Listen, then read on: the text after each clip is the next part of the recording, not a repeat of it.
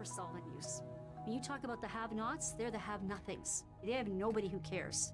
And guess what? They have no hope because there's no treatment and there's no answer right now unless we actually make them a priority and make the system fit their needs instead of them fit the system. And so that is the big question. How do they fit in the system? Certainly not in jail. And yet this is where David has now landed, yet again. Hi. He doesn't have to do much for them to actually breach him and put him in jail. If it was a first-time offender, they would probably not even respond to it. If it was someone with his history, they do. His probation officer is always really distressed because his lawyer feels she's doing her job when she gets him out of jail, but she doesn't actually care when she gets him out of jail that he has no home.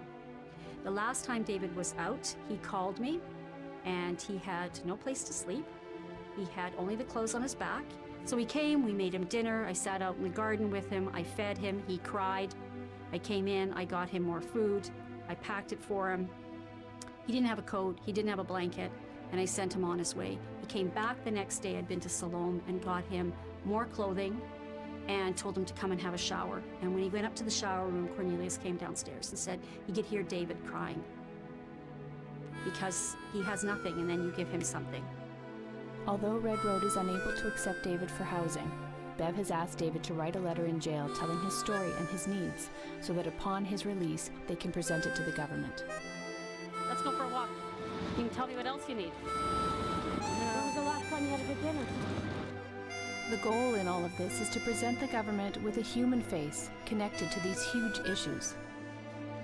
I don't want them judging you for being in and out of jail all the time. I want them to understand what the trouble is that you encounter on the street and how difficult it is for you to manage out there. So I'm trying to make you a real person with real problems so they're not judging you inappropriately.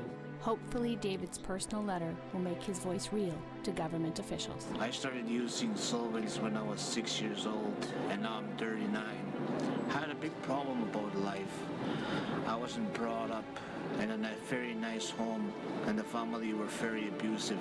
Sometimes I would break the law just to have a place to sleep and stay warm when winter comes.